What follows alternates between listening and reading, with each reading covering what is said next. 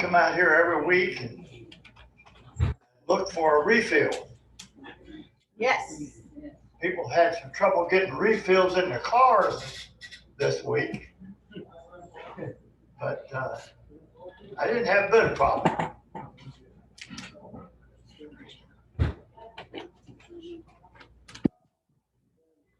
You know, I don't have a bit of problem getting refilled every week when I come out here.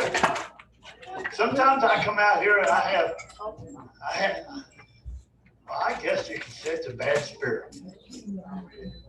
Any spirit that's not really like him is a bad spirit. And sometimes I guess me, like other people I've noticed, come in the door back here and say, Shalom, how are you? Shabbat shalom. Oh, I'm had troubles all week. Well, I did too, but I'm happy to be here and happy for the love and fellowship I feel with each person here.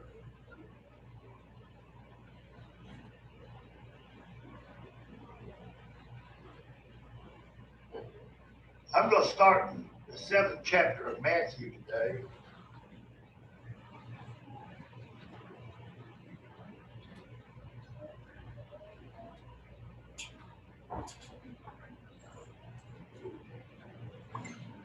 And what I'm going to say, like last week, now you know last week, I said when I got up here, I said, probably some of you are here today won't be here after this because you're not going to like what I say.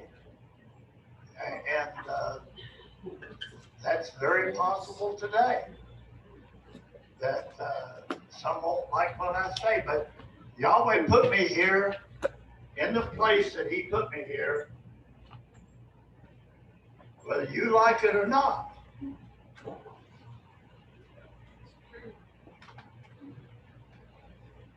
And so, in trying to be true to my calling, I preach what he gives me to preach, not what you want to hear. You can listen, you can go downtown here, most any block, you can find a place where you can hear what you want to hear. You can hear things that make you feel good. You can walk away thinking, boy, I feel great. Sometimes we walk away feeling, ooh, boy, that was tough. Well, you know, he does give us whippings. And he also says that he does it because he loves you. You know that? He doesn't do it because he hates you. If he wanted to do away with you, just like that, you're gone. I was talking to my brother on the way over here. And he grew up in the same area that I did. And of course, a lot of people that I ran around with friends were older than him. My brother here is 15 years younger than me. But I knew a lot of people that he ran around with too. But we were just counting people, the friends that lived on the street. And almost all of them are gone, dead. We counted 3 in one family that's still alive. They were all but one younger than me. And so I get to thinking about that. Sometimes I think, well, he must have a reason that I'm still here. Did you say there was 16 in that family?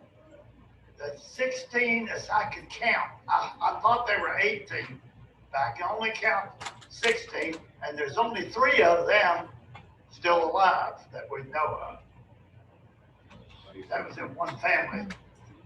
Believe it or not, they all lived in one house, just a couple of doors down the road from us, down the house, down the street where I was born. But there and like I say, that I have to think about this. And you probably notice when I get up from the piano thing over here that I walk kind of tender, because when I've been sitting down for a while and I get up, I don't have a really good balance. Uh, just a little tip over wouldn't take much. And I go right on over. After I've got out and walked a little bit, it seems like I get my balance. We go out to the flea market and I walk all the way through the thing, a couple times. But when I first get up, from sitting for a while, I'm very tender. So I know you can see that, realize that. And we've got a lot of younger people that are here in the belief now.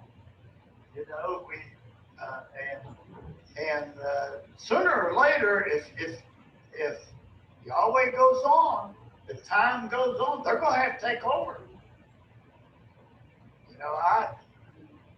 I don't make any 20-year mortgages anymore. 20 years from now, I'll be 103. I don't even like buying green bananas. But sooner or later, these younger people are going to have to step up and take the place that Yahweh has called them for and be the leaders that Yahweh has called them for. Until then, you got me. All right? So, what I'm going to talk to you about today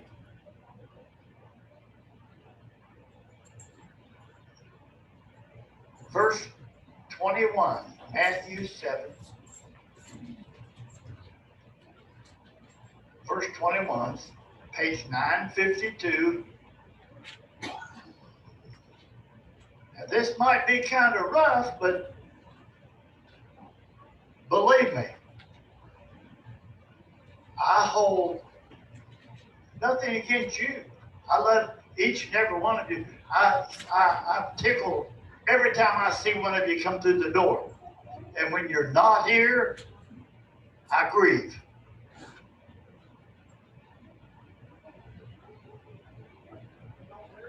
Yeshua says, not everyone that saith unto me, Sovereign, Sovereign, shall enter into the kingdom of heaven. Now, in case you were under the impression that just saying, Sovereign, you're my king, you're the greatest, if you think that's going to get you into the kingdom of heaven, you are wrong. You won't make it.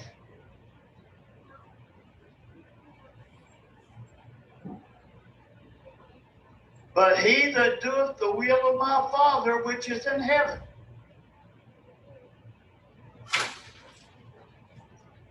Now, I'll tell you what, that covers a lot. It starts off with the commandments. It starts off with the 10 commandments, But there's a whole lot more. There's statutes, laws, all these things that you need to know about, you need to pay attention to. Many will say to me in that day, Sovereign, Sovereign, have we not prophesied in thy name? I did a lot of teaching here through the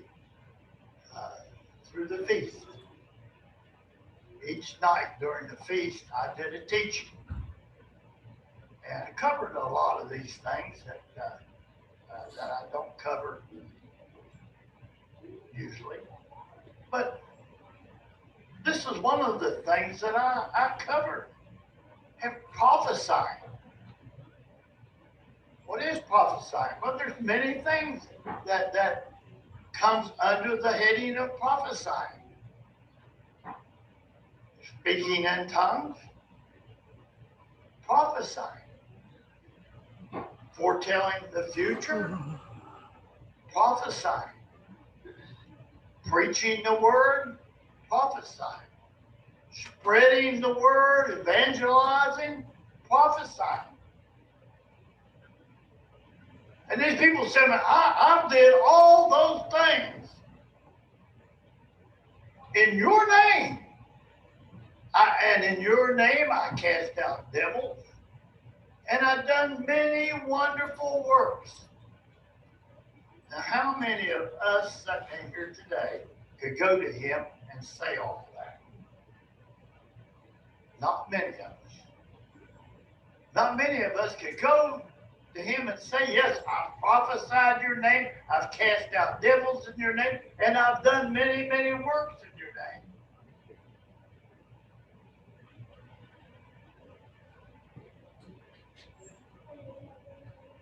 And then will I profess unto them that I never knew you. Depart from me, you that work iniquity. Well, that don't sound like iniquity, does it?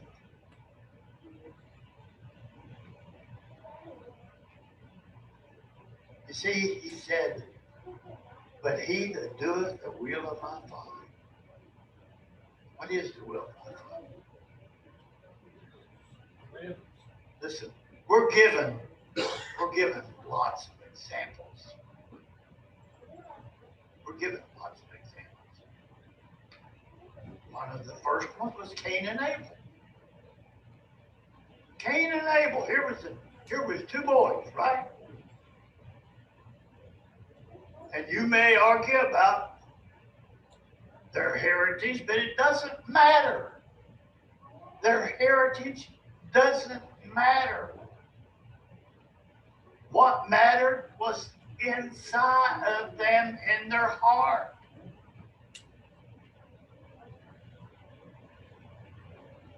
And I'm sure in my own way that the heritage had a lot to do with what was in their heart. But Yahweh told Cain, he said, if you had done right, you would have been accepted. You see, Abel, when it got time to do the sacrifice, he went out and looked amongst his flock, and he found the very best one there, the fattest, the best, and he brought that. But Cain didn't.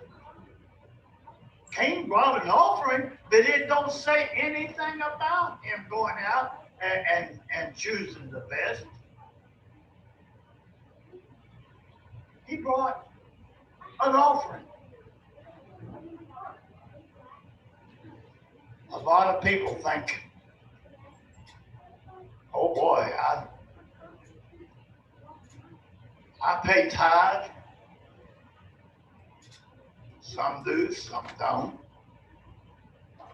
I make offerings. Some do, some don't. People think, boy, I'm really doing good. Well, according to Yeshua, he said, you're working in iniquity. You're just doing what you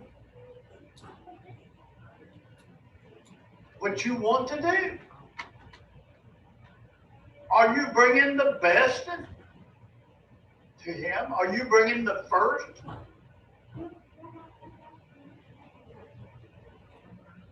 When you get up in the morning, I know everybody has